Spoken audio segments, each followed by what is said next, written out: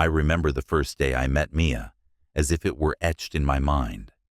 She walked through the high school halls with a vibrant energy that captivated everyone around her. I was captivated too. We struck up a conversation during freshman orientation, and before long, we were inseparable. For 2 glorious years, she was my girlfriend, smart, witty, and with a laugh that could light up the darkest of days. The kind of love you read about in books and dream about in your quietest moments. But love, I learned, is a double-edged sword. As we transitioned into college, the dynamic shifted. We were both excited by our new environments, but the thrill of endless possibilities began to gnaw at the edges of our relationship. Sure, we still held on to our connection through late-night phone calls and the occasional weekend visit, but something felt different. The conversations that once flowed effortlessly turned into awkward silences and half-hearted texts. Mia started to spend more time with a new group of friends from her school, and while I tried to play it cool, a gnawing anxiety tugged at my insides whenever I thought about it. One evening, as I sat with my buddy Ryan at a diner, he casually mentioned one of Mia's new friends. "Isn't that your girl?"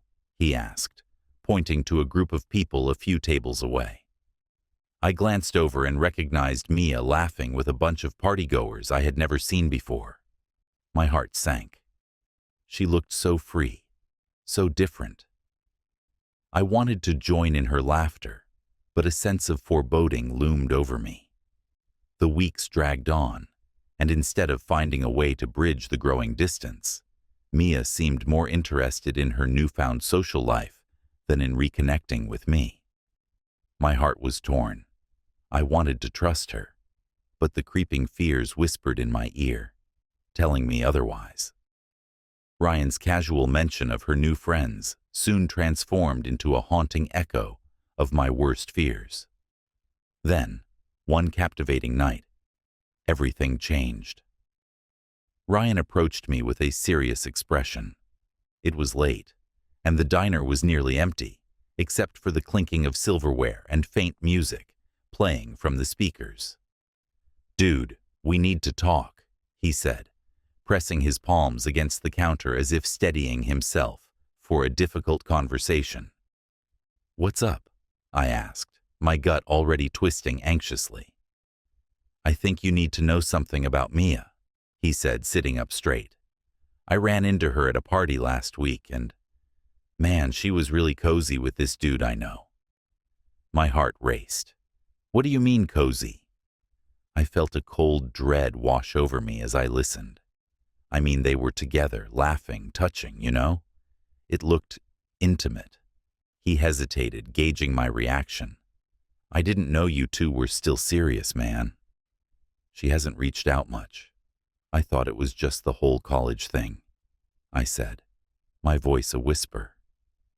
Inside, a storm was brewing, a raw mixture of anger and heartbreak that I could hardly contain.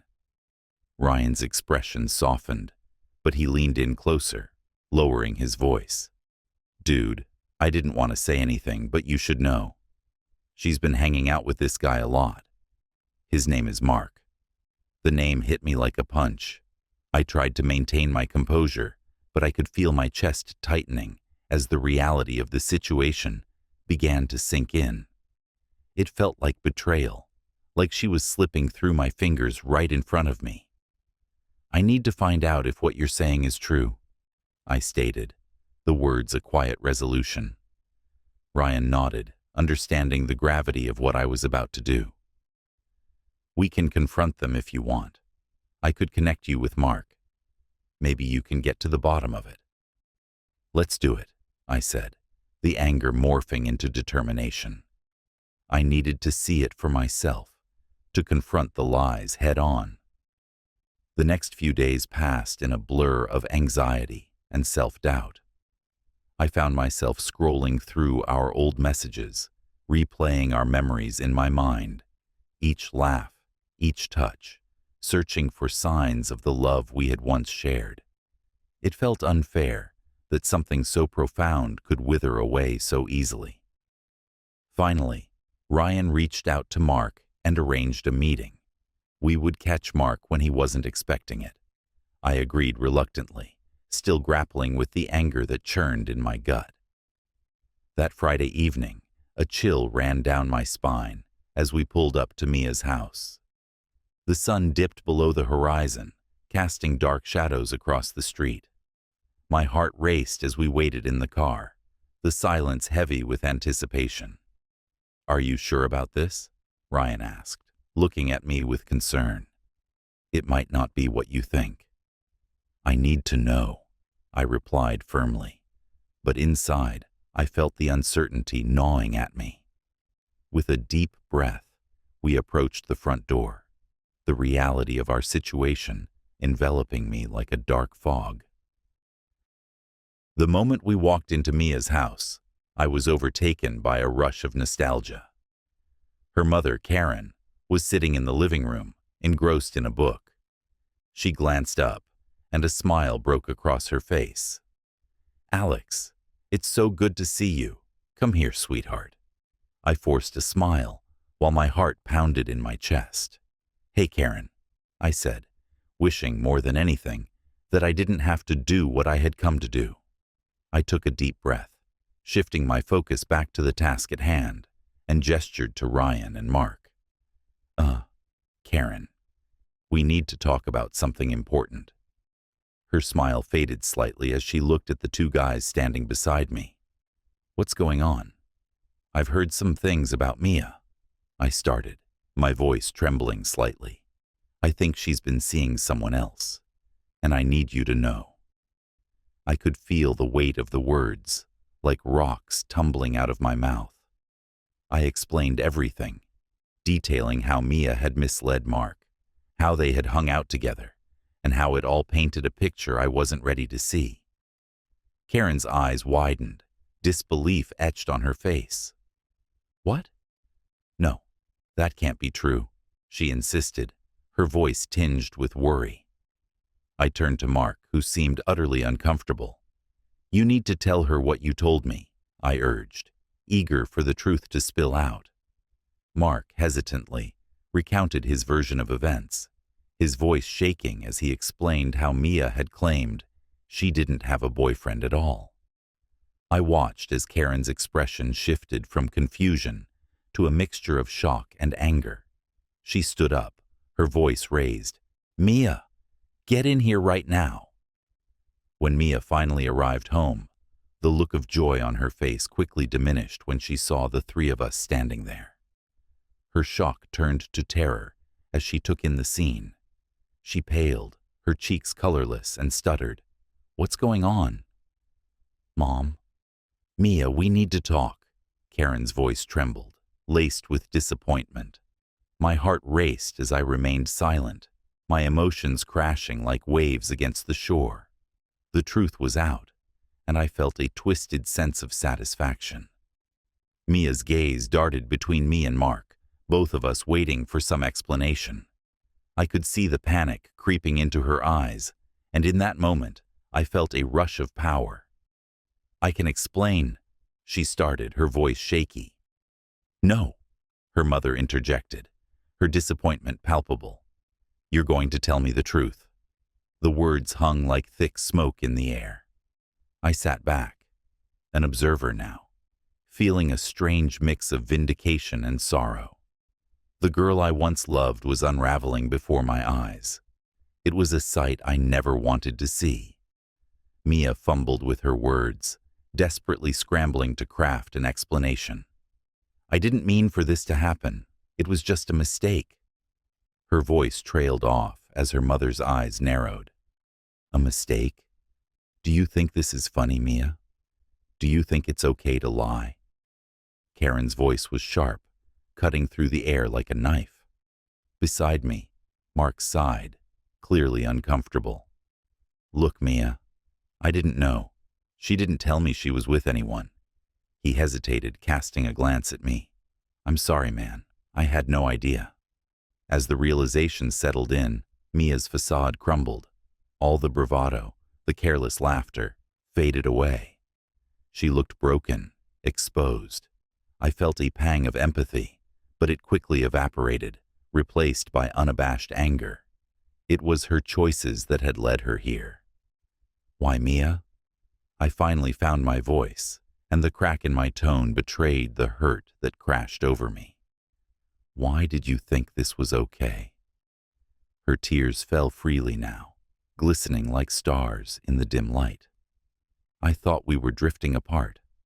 I just wanted to have a good time. I never meant, didn't mean what? I cut her off, my heart racing, to destroy what we had. That night felt like a whirlwind, each moment blurring into the next as we navigated the chaos of raw emotions. Karen was furious, frustrated beyond belief with the girl she had once embraced as a daughter. I watched as Mia's world frayed at the seams, her mascara running down her cheeks like dark rivers. She pleaded for forgiveness, desperately trying to reach for the boyfriend she longed for, or perhaps just wishing to escape the wrath of her mother. But all I felt was bitterness. I wasn't going to make this easy for her. She didn't deserve that. My heart weighed heavily in my chest, as if tethered to her lies and betrayal. I stepped back from the situation, digesting what I had just witnessed.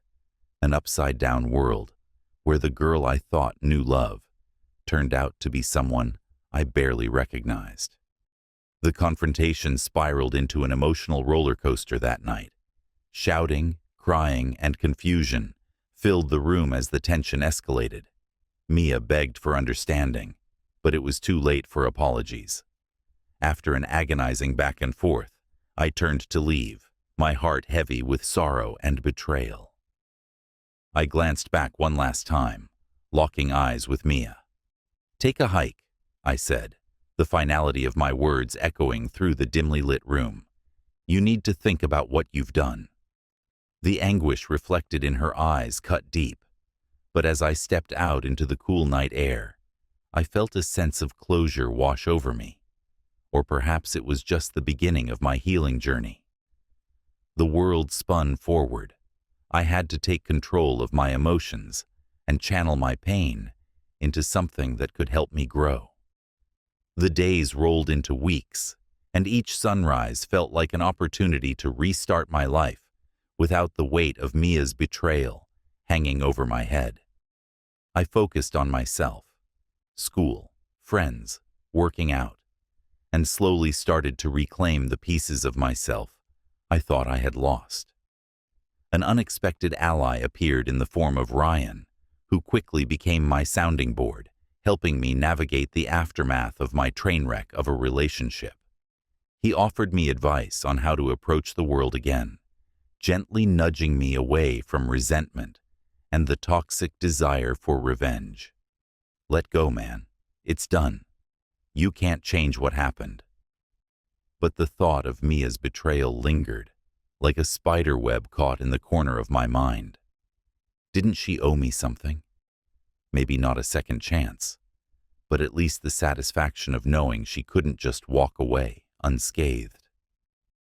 It was then that I concocted a plan, not just to get my point across, but to remind her of what she lost.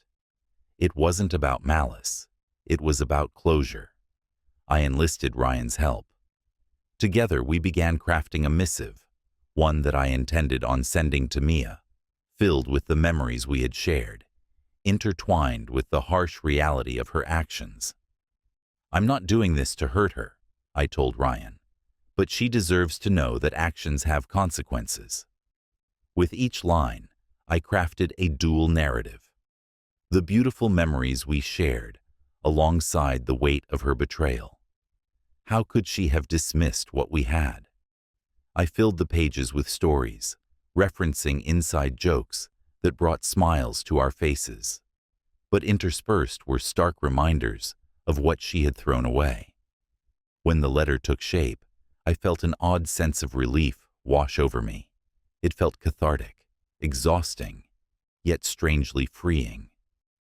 Finally, I decided to drop it off at her house. a bittersweet form of closure. One evening, as the sun dipped below the horizon, casting soft oranges and pinks in the sky, I drove to Mia's house with a mix of determination and trepidation. My heart raced as I approached her front porch, the weight of the letter in my hands, heavy but liberating. I took a moment before knocking, my heart pounding in rhythm with the memories that echoed in my mind. In a way, this was as much for me as it was for her. I wanted to ensure she never forgot the choices she made and how they irrevocably changed both of our lives. As I stood there, my thoughts drifted back to the girl who had once made me feel invincible. But she had crumbled that image, and I was here to remind her that my heart was not for her to toy with. I approached the door and knocked softly. The familiar sound reverberated through the still air as I waited. After what felt like an eternity, the door slowly opened to reveal Mia's startled eyes. In that instant, I caught a glimpse of the girl I once adored, her features softened by regret. "Alex," she whispered, her voice breaking. "Hey," I said, my tone devoid of the anger I once felt. I offered the letter, refusing to let the vulnerability seep into my words. "I just wanted you to have this." Her fingers brushed against the envelope, and I watched as a cloud of realization washed over her face. "You're really doing this?" she asked, trembling slightly. "Yes, because you need to remember," I replied, my voice steady, yet filled with an unyielding earnestness. Then I added softly, "What you've lost." I turned to leave, feeling the weight of the moment wash over me. As I walked away, the streetlights flickered on, casting warm pools of light on the pavement. I took a deep breath, feeling a mixture of relief and nostalgia combat within me. What I did wasn't revenge, it was self-preservation. I was reclaiming my power and taking control of my narrative instead of letting my past drown me. The weeks that followed felt liberating. She would reach out occasionally, texts filled with apologies and pleas to understand. I remained firm in my decision, responding only once to let her know I needed space. I realized that healing would darken the shadows of betrayal over time. As my heart began to heal, the iron grip of anger and resentment loosened, replaced by a sense of clarity and newfound strength. I focused on my studies, rekindled friendships, and, most importantly, rediscovered who I was, independent of anyone else's story. Mia's memory faded, relegated to little more than a chapter in my life that I could close. Whenever I passed by her house, I could feel the echoes of the past linger, but they no longer haunted me. I learned that love can shift and fade, but it's the journey of healing and rediscovery that truly defines who we become. And as I stepped into this open world, the starry night unspooled above me, I knew the future still held endless possibilities, better ones, awaiting the courageous heart that dared to love again.